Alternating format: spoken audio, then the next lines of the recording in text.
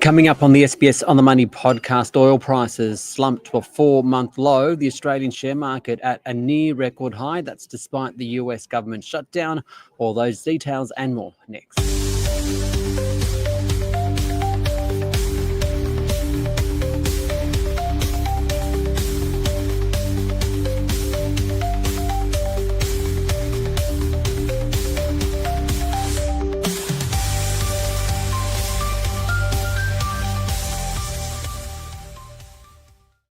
Hi everyone, welcome to the SBS On The Money podcast for this Friday, the 3rd of October 2025. It's a day with the Australian share market rose. The S&P ASX 200 up 0.46% to 8,987.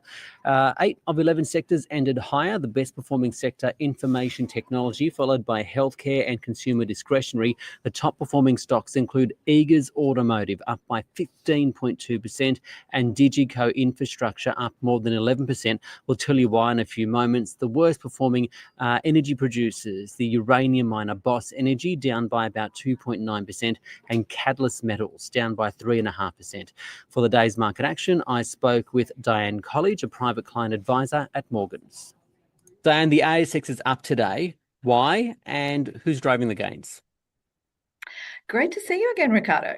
So the ASX is up today, building on what it did yesterday. Yesterday was a really solid day for markets. I think some of the key reasons behind that is that we're following the US futures.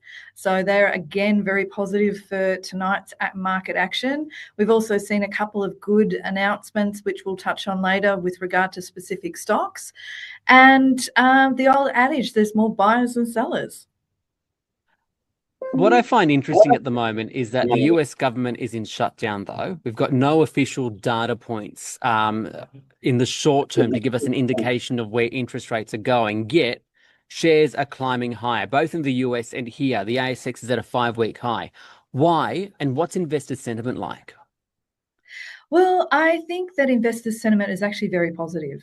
So what we've seen, apart from anything else, is that clients have just received their dividends. So any company that reported in August has now started to pay their dividends.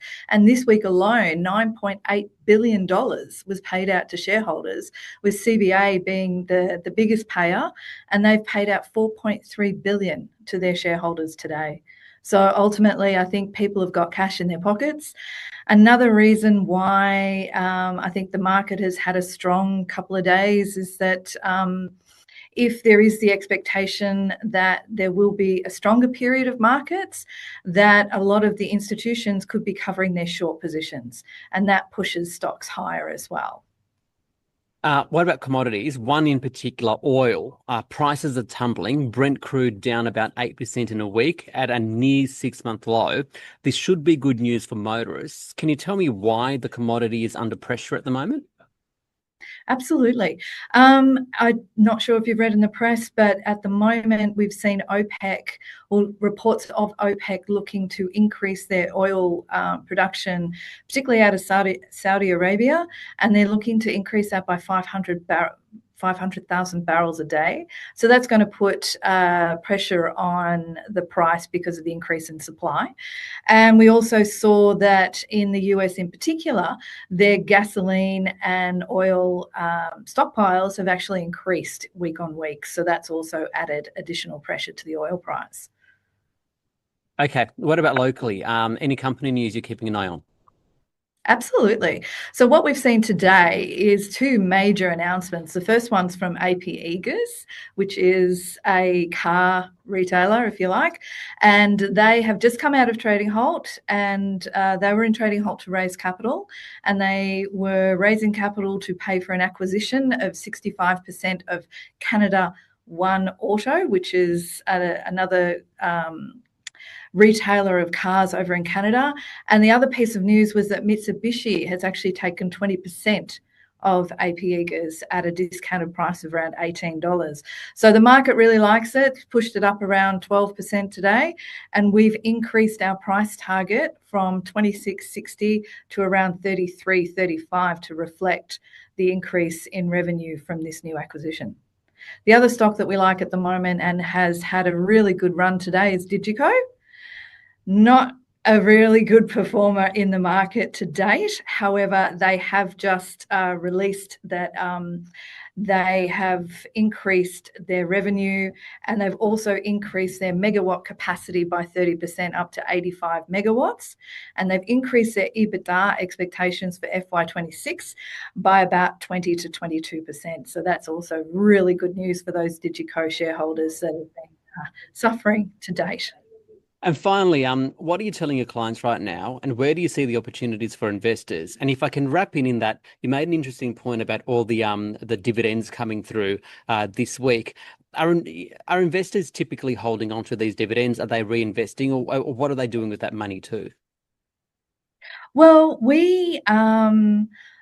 I've been getting a number of calls from my clients indicating that they've got a bit of cash available and they're sort of looking for opportunities. So when we talk about resources, we're sort of still very, very positive on gold and copper, despite the runs in both sort of underlying commodity prices. Ultimately, with copper specifically, anything to do with an electric vehicle, anything to do with solar panels, anything to do with wind turbines, and data centers in particular, all require copper. So, looking at the broader situation for copper, there's a bit of an undersupply at the moment, so that's pushing the prices up. And gold, obviously, through the whole macro scenario where we're still in very uncharted waters, gold becomes a safe haven. So that price will probably continue to rise. Morgan's put out another publication which is called Fallen Angels. So that's where we look at stocks, quality stocks that have fallen for whatever reason, being short-term or specific to the companies themselves. And we look at a longer-term perspective and say, well, these opportunities now present value.